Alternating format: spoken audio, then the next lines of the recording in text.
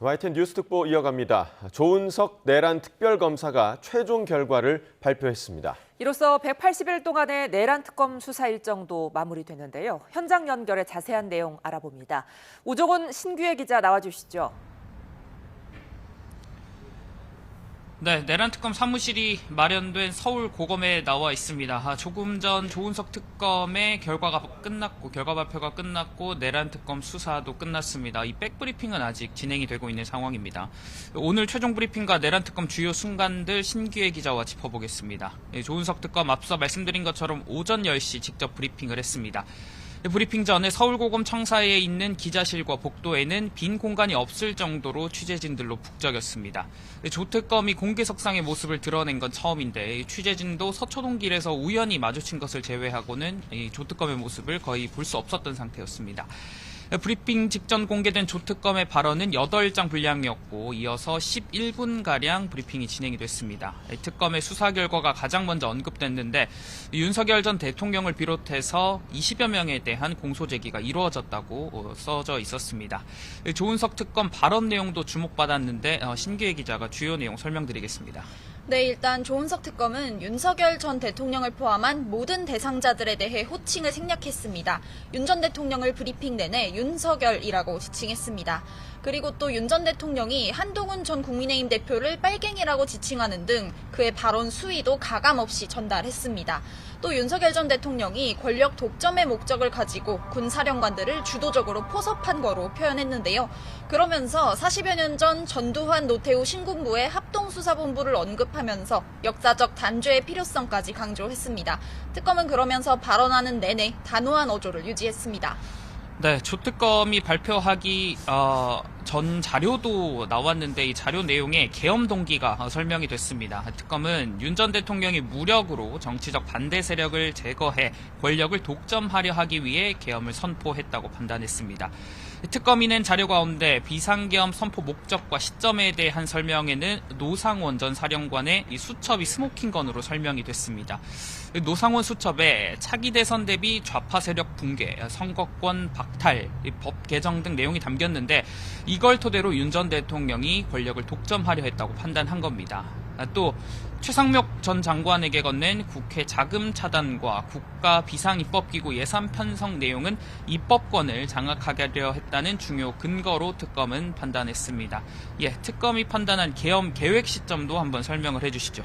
네, 특검은 윤석열 전 대통령이 비상계엄을 재작년 10월, 즉 12.3 비상계엄 선포일보다 1년 이상 빠르게 준비했다고 판단했습니다. 이른바 노상원 수첩에 기재된 방첩사령관 등 인사 내용이 재작년 10월에 그대로 반영됐고 이때부터 준비에 들어갔다는 겁니다.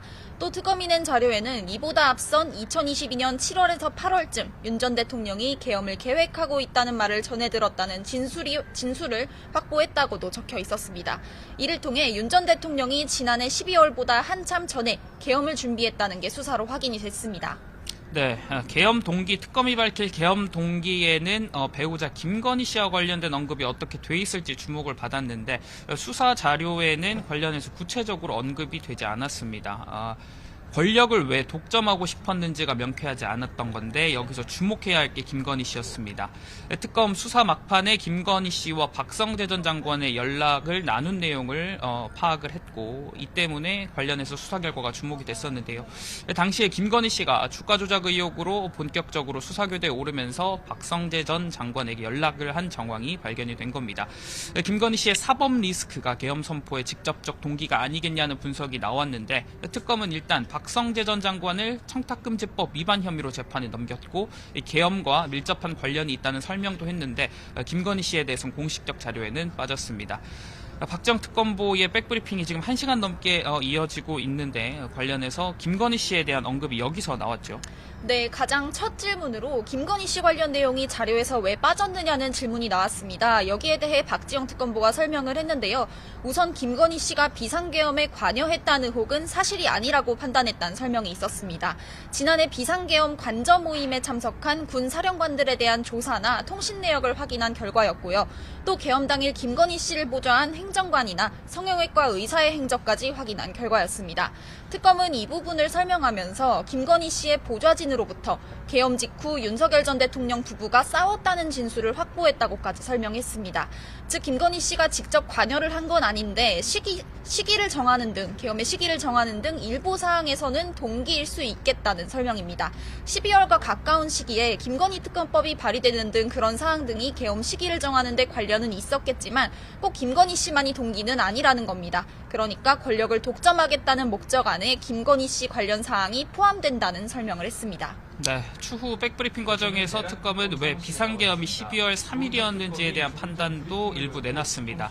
여기서도 노상원 전 사령관의 수첩이 언급되는데 수첩에는 미국 협조, 미국 사전 통보라는 내용이 기재돼 있었던 것을 특검이 확인했습니다. 이를 토대로 봤을 때 특검은 윤 전 대통령이 미국의 인정을 받지 못하면 계엄이 성공하지 못할 거라는 걸 과거를 통해서 알았고 이 때문에 미국 대선을 전후한 혼란한 시기에 계엄 일자를 선택했을 것이라는 견해를 갖게 됐다고 밝혔습니다. 경찰에 남겨지는 사건들에 대한 설명도 한번 해주시죠. 네, 특검은 남은 사건, 즉 경찰에 넘기는 사건을 최소화할 거라고 했는데요. 실제 특검이 낸 자료를 보니 249건 사건을 접수받아서 215건을 처리했고 34건만 경찰 국가수사본부에 넘기기로 결정했습니다. 대표적으로 심우전 전 검찰총장의 즉시항고 포기 사건 등이 넘어갈 예정입니다. 어제가 수사 종료일이었기 때문에 이첩 작업은 오늘부터 3일 동안 진행될 예정입니다. 또 대법원이 계엄 선포 이후 거기에 관여했다는 의혹에 대해서는 불기소 처분을 했습니다.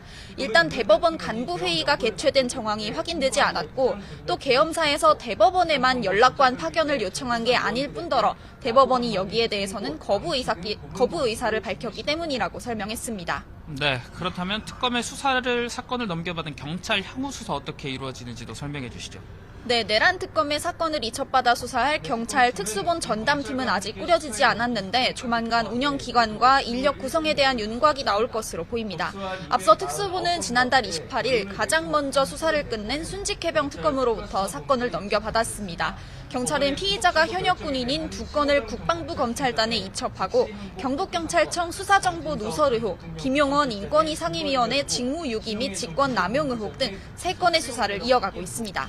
네, 특검의 수사는 종료되지만 조은석 특검을 비롯한 20에서 30명 규모 검사는 남아서 공소유지 업무를 이어갈 예정입니다. 남은 인원들은 그대로 서울고검 청사를 쓸 예정이고요. 조 특검은 임명 당시 사초를 쓰는 마음으로 임하겠다며 포부를 밝혔는데 내부 19명으로 구성된 기획팀을 두고 사건 기록, 수사 결과 보고 기록 작업을 이어가고 있습니다.